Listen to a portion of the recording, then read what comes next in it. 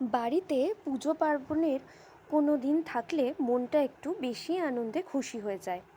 কারণ পুজো মানেই নিরামিষ, আর নিরামিষ মানে লুচি তো হবেই।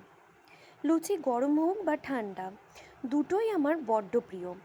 আর তার থেকেও বেশি প্রিয় রাত্রিরে যদি লুচি বেঁচে যায়, পরের দিন সকালে চা দিয়ে বাসি লুচি খাওয়ার মজা।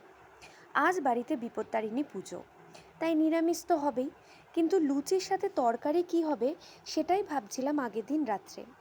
যাই হোক, মাথায় বেশি চাপ না নিয়ে সকালবেলা স্নান সেরে আগে পুজো দিতে চলে গেলাম।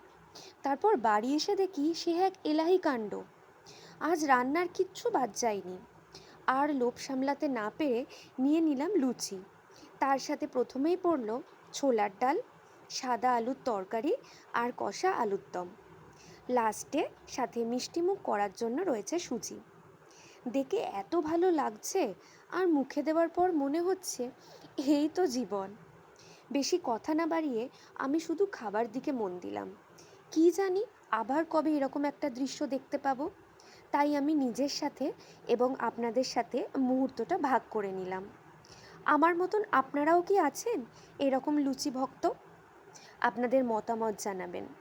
আজকের মতন আসি, আবার আসবো পরের দিন একটা নতুন ভিডিও নিয়ে।